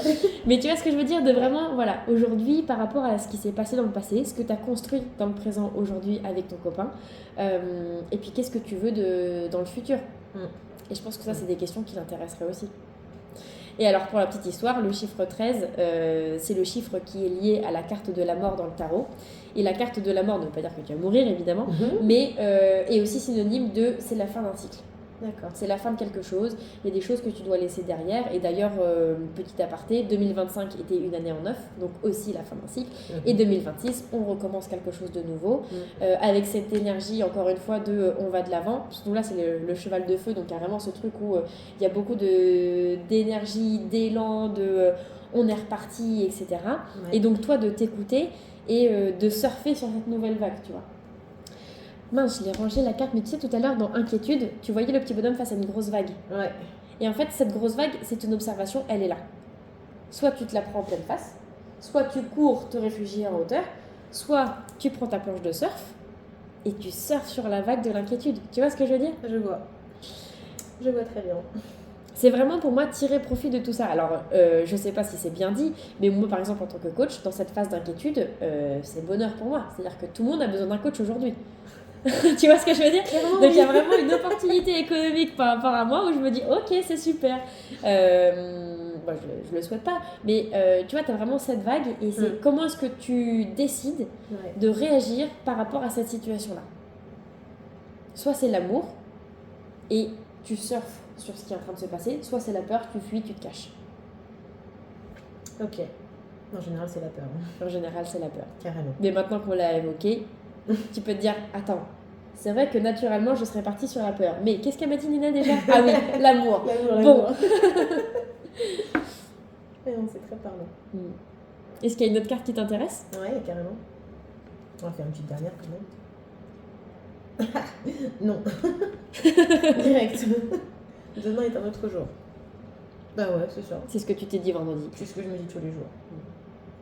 C'est ce que je me dis tous les jours. Parfois, il m'arrive même de me dire ouais, ça se trouve, c'est passager, t'as un petit délire là, t'as envie de liberté, ça te passera. Ça te passera. Bon, ça passe pas. Ou alors ça s'atténue, ou alors je l'atténue, mais déjà, je sais pas dire non. Ça, c'est un vrai souci chez moi. Mais ouais, j'avoue que toujours me dire je vais pas le faire parce que je veux pas perturber l'équilibre de mon copain, ce qui va se dire oh là là, on commence à attaquer des projets sérieux et puis là elle va tout quitter, mes parents oh là là mais on va pas rajeunir, nous ça nous inquiète, on voulait des vieux jours heureux sans s'inquiéter pour toi, bah, même si demain je gagne 6 000 € par mois et tout, mais vous serez toujours inquiet. Il y aurait toujours une source d'inquiétude, quelle qu'elle soit en fait, que je me fasse renverser en rentrant du boulot, que j'en sais rien. Mais c'est vrai que toujours aller contre moi-même pour faire plaisir à mes parents et à tout le monde. Mais j'en ai parlé ce week-end avec mon compagnon, en plus c'est rigolo, je lui ai dit mais toi tes parents, ils ne t'infantilisent pas. Les miens oui. Peut-être que je suis unique, je sais pas, c'est peut-être ça, mais mes parents ont tendance à me voir toujours comme une gosse. Et du coup, j'ai mis vraiment un bon nombre d'années à couper vraiment le cordon. Émotionnellement non, parce qu'il y aura toujours le lien, mais juste dans mes choix à moi, voilà. Il venait toujours pour me dire ah non ça c'est pas une bonne idée, ah non là t'es en CDI, il vaut mieux pas que tu démissionnes, ah non pas de rupture conventionnelle, après ce sera le bordel. Bah oui mais ce sera mon bordel et je demande rien à personne, je demande pas qu'on finance mon chômage, je demande pas qu'on paye mon loyer, je me débrouille. Et j'ai toujours eu ces freins là, autant familiaux que sociétaux, que même moi-même, de me dire oh là là mais si demain je peux plus payer mon loyer, je me représente déjà sous un pont et tout en train de galérer En fait, j'ai même pas encore vécu le truc que je suis déjà en train de le scénariser. Et du coup, je fais ah non, c'est bon, zone de confort, on est bien. Et puis après, je reviens ici, puis non, ça va pas. Et c'est une boucle interminable. C'est infernal. C'est infernal. Ouais. Ce qui est intéressant, c'est que dans ce que tu me dis, la réaction de tes parents, c'est pas l'amour, c'est la peur. Ah oui, complètement. Et donc, quand tu leur proposes un projet, quel qu'il soit, c'est ah mais non, tu vas pas faire ça, imagine que. Au lieu de dire ça te fait plaisir, fais-le. Donc, encore une fois, tu as 2 scénarios et ça fait 18 ans, 20 ans que dans les réactions, on t'a appris à réagir comme ça parce que par mimétisme, on me dit quand je propose quelque chose, la réaction c'est oui, mais imagine que. Ou alors, et si oui, mais quand même, c'est pas une bonne idée parce que, etc. Donc, tout ça, c'est le scénario de la peur. Et j'espère que tu peux garder en tête que dès que tes parents vont réagir, tu vas dire ah ouais, bon, ça c'est de la peur. Si Nina elle avait écouté ça, elle aurait dit bon bah ça, hop, pancarte, peur. Et après, dans ta tête, de se dire quelle aurait été la réponse amour. Ah bah oui, mais je le comprends. Si t'es pas, si tu commences à rentrer le soir, à dévorer tout ce que t'as dans le frigo, etc. Moi, ça me fait peur que tu ne sois sans travail. Mais si ton besoin c'est de t'écouter, alors je te soutiens, je serai avec toi. De toute façon, tu sais que tu peux compter sur moi. Je te fais confiance. Ça serait une réponse de l'amour. Mais eux, ils sont restés sur la peur. Mais ça veut pas dire que, enfin, en tout cas verbalement, ça veut pas dire qu'ils te font pas confiance. C'est juste que c'est leur schéma de pensée. Et quand tu dis qu'ils t'infantilisent, c'est que, moi, ce que j'appelle le worst case scénario. Ils sont tout le temps à voir le pire partout. Exactement. Je sais pas si j'ai bien compris le profil. Complètement. Dire même, ce boulot-là, je l'ai pris un petit peu aussi pour les rassurer, entre guillemets. Je sais qu'il y a une part aussi qui voulait me rassurer moi-même. Mais quand j'ai été licenciée fin 2024, je m'étais dit, je ne veux plus faire de transit, c'est fini. Je pense qu'il faut voir un signe. Si j'ai été licenciée, c'est qu'il y a une raison. Je ne peux pas m'entêter. Et je leur avais dit, je voudrais ouvrir un refuge pour chiens. J'avais commencé à exposer l'idée à mes parents. Et après, j'ai lâché l'affaire parce que voilà, il fallait que je bosse. Et la réaction tout de suite de mes parents, ça a été « de toute façon, on n'y croyait pas trop à cette idée-là. » Donc je me suis dit « Ok, super. » Voilà. Donc, comme c'est des projets pour lesquels je pense qu'on a besoin d'être soutenu, je me suis dit « Si j'ai pas le soutien derrière, je peux pas y arriver, quoi. » Déjà qu'il y a des obstacles permanents, si en plus il y a des obstacles dans mon cerveau. Bonjour. Ça va? Il est là. Ça va, merci. Voilà. Mais c'est aussi pour ça que la carte non, elle est là. C'est tu fermes les vannes. J'entends ce que tu me dis, ok, oui, d'accord, non. Ouais. Ça résonne pas avec moi. Et après, c'est aussi pour ça qu'on a fait cet exercice-là. C'est ok, ta réaction, c'est lié à quelle émotion? Peur. Non, pas la peur. Ouais. Et si tu réagis par la peur, encore une fois, c'est ton problème. Tu me donnes, tu leur donnes mon numéro, on en discute. Et ça fait l'objet d'un. Tu vois ce que je veux dire? Ça fait l'objet d'un coaching. Quelle est ta conclusion par rapport à toutes ces cartes? Qu'est-ce que tu retiens de tout ça? Elles ont toutes un sens entre elles. Alors je sais pas si c'est un jeu de cartes c'est normal que peut-être chaque carte soit liée à une autre. Est-ce qu'il y a une logique classique dans le jeu La chronologie est toujours spécialement pour toi. D'accord. Donc l'ordre dans lequel la carte toujours a un sens. Alors déjà, on commence par la première question. Donc c'est toujours c'est la question en majuscule de ma vie. Qu'est-ce qui me retient? Et terminé par demain est un autre jour, finalement, la boucle est bouclée en fait. Ne pas écouter ses peurs et ses barrières, et puis de toute façon, au pire des cas, demain sera un autre jour, échec ou pas échec. Et entre les deux, toujours ces petits mantras de se rappeler que c'est normal d'avoir des doutes, c'est normal de vouloir changer, et que le passé ne doit pas du tout être un facteur, on va dire, dans la réflexion, quoi. Donc finalement, je trouve que tout ça prend son sens. Je sais pas si les chiffres entre eux ont aussi un sens. À part le 13 que j'ai bachoté côté numérologie, les autres je les ai pas, j'ai pas cherché. J'ai pas cherché, mais si tu veux regarder, parce que la numérologie pour le coup c'est pas mon domaine, mais si toi tu veux regarder, je pense que ça peut être intéressant. Tu veux les prendre en photo, Rémi? Ouais, carrément.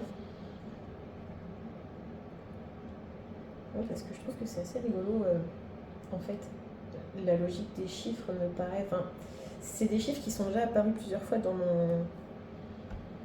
ma vie, en fait. Ok, si toi t'es sensible à ça, ça peut être intéressant de rechercher alors les signes derrière, Tout à l'heure tu parlais d'année de fin de cycle 2025 et du coup mon année perso, moi c'est 7.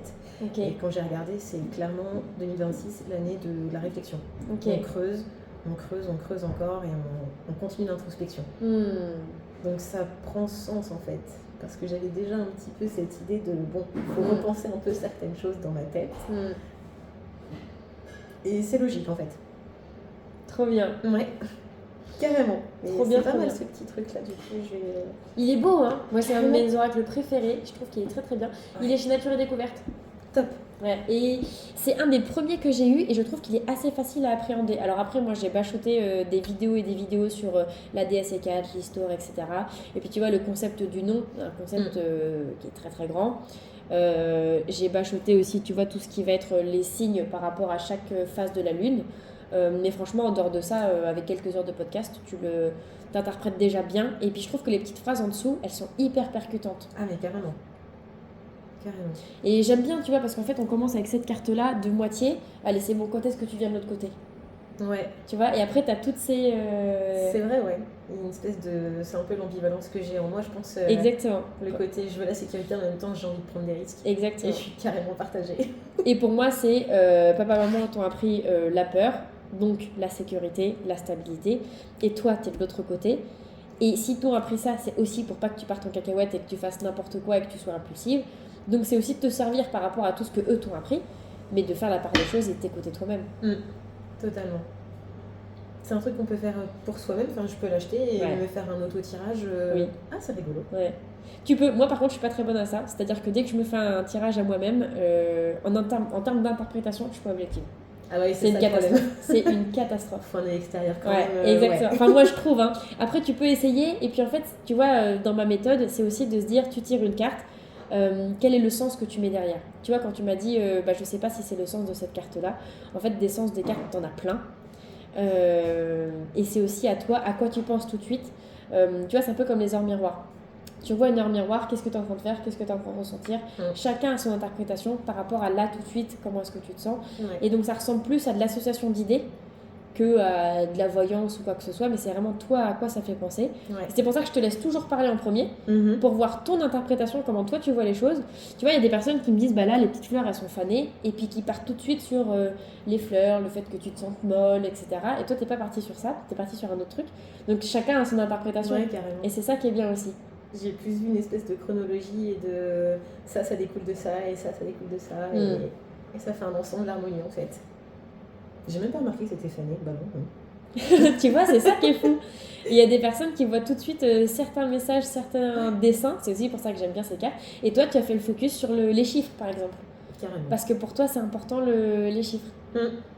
Totalement. J'ai même pas remarqué qu'il y a un loup ou un chien loup sur cette déesse là, donc faut-il y voir un autre signe. Je ne sais pas. En tout cas, il est super. J'aime beaucoup. Et il est chouette, hein. Ouais, je m'étais jamais pensé sur ce genre d'oracle comme ça. Je pensais qu'il fallait le faire avec quelqu'un en fait. Mais du coup, c'est tentant d'en acheter. Ouais, tu peux le faire toute seule. Et puis tu vois, moi ce que j'aime bien, c'est vraiment mettre ton intention quand tu mélanges les cartes. Et après, t'en prends quelques-unes et tu dis, ok, quel est le message. Des fois, tu dis, oui, ok, c'est bon, je le savais, mais merci d'avoir confirmé. Et des fois, tu dis, ah ouais, c'est ça qui est sorti. C'est pas dénué de sens non plus, quoi. Ouais. Exactement. C'est clair. Et tu te dis, ah ouais, ok, donc ça confirme quand même un petit peu l'intuition que j'avais, ou quelqu'un qui m'a parlé de ça, et donc il avait pas tort quand même. Totalement. Et des fois, en fait, c'est ça que j'aime bien, c'est que ça te permet de te remettre en question, où tu te dis, attends, pourquoi cette carte elle est sortie ? Carrément. Là, franchement, à chaque carte, il y a eu un message bien ciblé, quoi. Donc, pas mal du tout. Trop bien. Ça m'a plu. C'est un exercice que tu fais avec, à chaque intervention, comme ça Ça dépend. Il y a des personnes qui viennent exprès pour un tirage de cartes. D'accord. C'est-à-dire que dans ces cas-là, je leur fais un tirage et on part à partir du tirage sur plein d'autres thèmes différents. Il y a des personnes comme toi, où au milieu d'un coaching sur plusieurs séances, je leur dis, si vous voulez, on peut faire une séance avec le support des cartes. Et pareil, du coup, ça s'adapte soit au milieu, un peu comme avec toi, tu vois, soit au milieu, soit au tout début, de voir un peu quel est le message que les cartes vont transmettre aujourd'hui. Et puis il y en a qui sont pas trop attirés, donc ça je respecte aussi. Honnêtement, de tous mes clients, ça m'est jamais arrivé. Hommes et femmes en général, de toute façon, ils sont tous ah oui, pourquoi pas, c'est quand même un peu mon truc. Bah oui, donc parfois, il faut laisser parler le hasard en fait. Exactement. Quand on n'a plus de réponse à ces questions, peut-être qu'il y a une logique aussi à ça. Et puis encore une fois, pour moi c'est un support, tu vois. Là, de tout ce qu'on vient de discuter, la première carte, qu'est-ce qui te retient ? Ok, bon, j'ai compris, c'est vraiment ça le message. Tu vois ce que je veux dire ? C'est le signe de trop. Il y avait, je sais pas combien il y a de cartes dans celui-ci, il y a 50 cartes. La première carte que je tire, c'est celle-ci. Donc la première chose aussi, c'est comme ça que tu dois le voir, la première étape, c'est qu'est-ce qui me retient ? Donc par rapport à la peur, puisque tu sais que c'est la peur, qu'est-ce qui peut faire en sorte que je contre cette peur ? Et après on avance. Ouais. Et la première étape, c'est comment contrer cette peur. Exact. Et du boulot. Aurélie, oui. On a fait 4 séances ensemble. Oui. Quelle est ta conclusion de tout ça ? Qu'est-ce que ça t'a appris ? Beaucoup de choses. Déjà, qu'on avait à peu près, la même façon de voir les choses. Donc déjà, tu as tout de suite compris, tout de suite, j'ai même pas besoin de développer. Donc je pense que déjà, tu as un naturel aussi à ressentir les énergies, je pense, des gens. Je pense que tu vois les gens avec leurs auras et tout. Je pense que tu es ce genre de profil. Donc déjà, ça m'a bien plu parce que j'ai pas eu besoin de trop développer. Et ça, c'était chouette. J'ai eu... En général, il faut que j'explique, que j'argumente autour de moi pourquoi j'ai ce ressenti, que je le justifie, que c'est pas normal, que j'ai un souci. Et là, d'un seul coup, c'était normal. Ça m'a du coup un peu libérée de... le poids que je me mettais à moi-même, pourquoi je suis comme ça. Est-ce que je suis si bizarre que ça ? Est-ce qu'il y a un truc qui va pas chez moi ? Est-ce que je suis complètement détraquée ? Et du coup, ça m'a un peu ramené à la normalité en fait. Genre, c'est normal, on a oublié de normaliser autour de nous que ça, c'était normal, au point de regarder les gens comme nous comme le problème. C'est vous qui avez un souci, vous ressentez trop les choses, alors que non, je pense qu'on les ressent tous.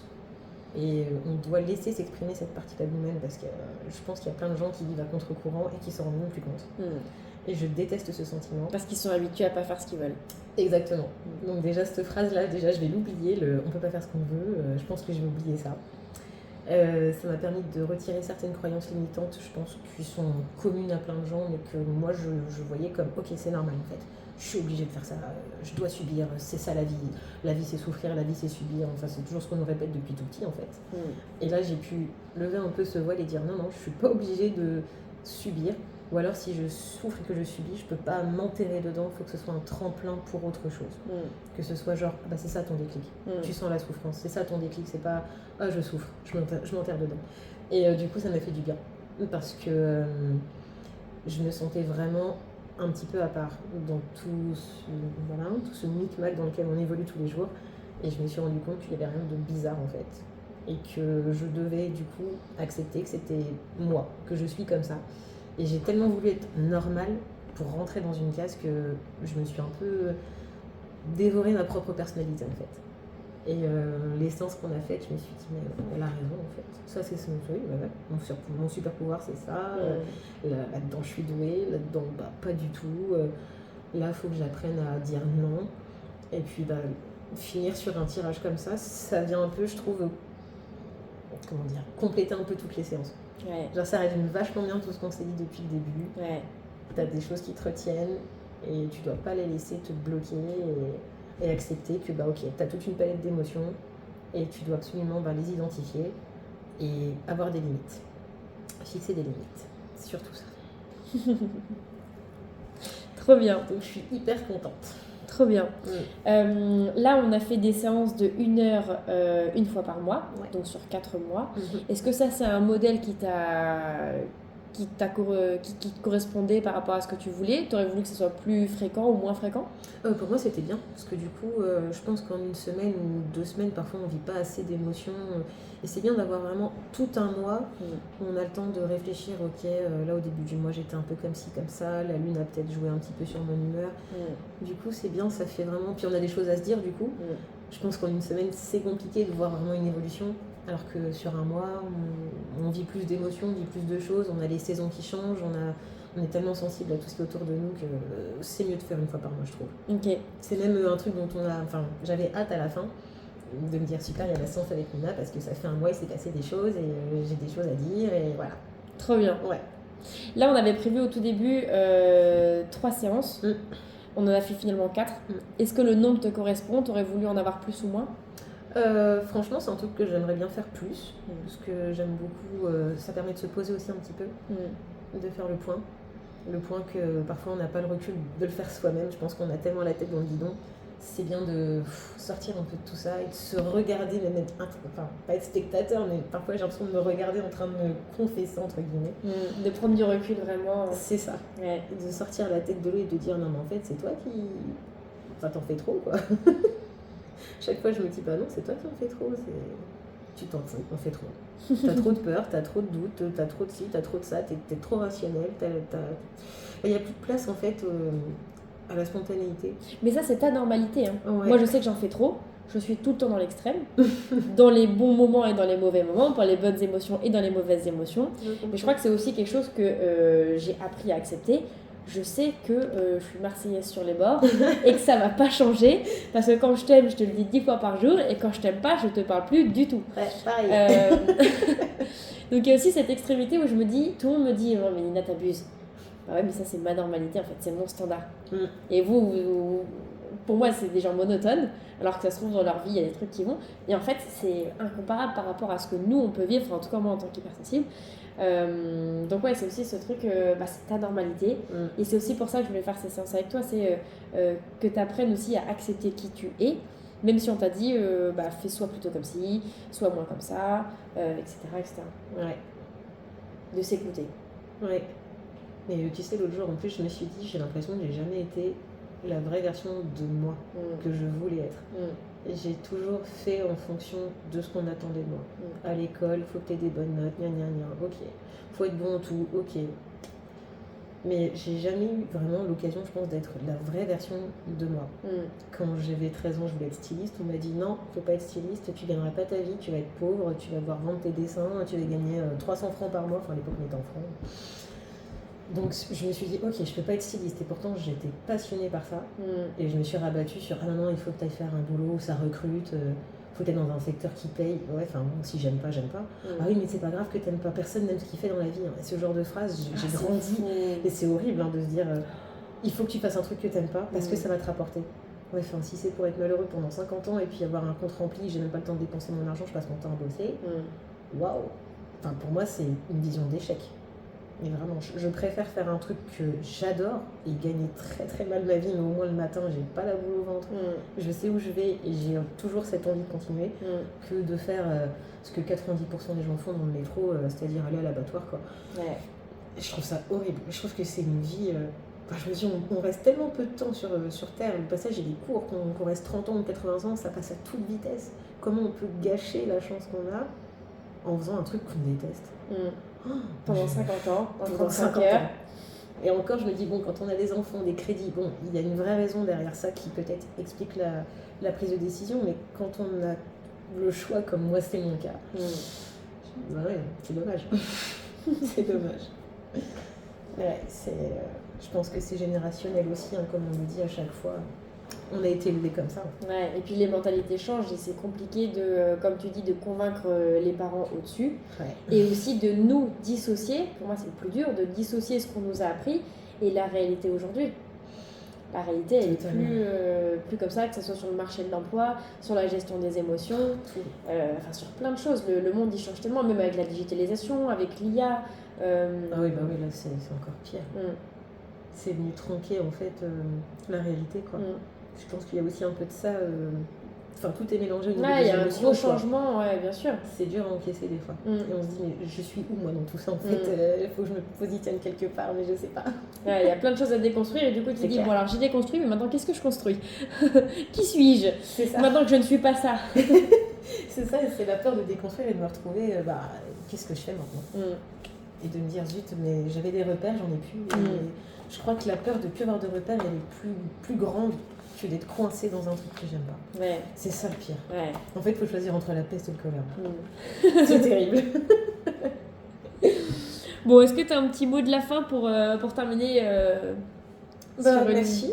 Déjà, merci parce que l'écoute que tu as, l'empathie que tu as, elle est indispensable, je trouve, dans un monde comme celui-ci. Et ça m'a fait beaucoup de bien de pouvoir trouver déjà quelqu'un qui a à peu près les mêmes croyances que moi, qui croit dans la lune, qui croit un peu à l'ésotérisme et toutes ces choses-là. Donc ça m'a fait du bien parce que je trouve que c'est hyper important. Moi, je me dis à chaque fois, on ne connaît pas les origines de l'univers, on ne sait pas. Qui vous dit que c'est pas vrai, la numérologie, l'astrologie, enfin, prouvez-moi le contraire. Enfin, on me dit, ouais, mais non, c'est des conneries, on n'y croit pas, mais est-ce que tu peux me prouver que ça n'existe pas et que ce n'est pas réel? Je peux pas te prouver que c'est vrai, mais je peux pas non plus me prouver que c'est pas vrai. Et du coup, c'est hyper sympa cette spiritualité parce que j'ai l'impression qu'on est dans un monde de PNJ, quoi. Il n'y a que des personnages non joueurs autour de moi. Enfin, je me sens déconnectée et je sens les fréquences, je sens les énergies. Et à chaque fois, je me dis, mais c'est moi qui vais pas bien ou je sais pas. Et du coup, c'était chouette d'avoir un échange un petit peu basé là-dessus. Sortir un peu du côté rationnel des choses. J'avais un peu peur que ce soit, comment dire, une espèce de séminaire purement professionnel et tout. Et en fait, ça m'a fait du bien parce que je suis sortie du cadre professionnel pour me rendre compte qu'en fait, c'était sur toutes les strates de ma vie, en fait, qu'il y avait le même problème de peur et de... Je reproduis le même schéma dans tous les éléments de ma vie, en fait. Et je m'en rendais même pas compte. Pour moi, le seul souci, c'était le boulot. Alors qu'en fait, c'est bien plus profond que ça, quoi. Et ça m'a fait du bien. Beaucoup. Trop bien. Merci beaucoup, Aurélie. Avec plaisir.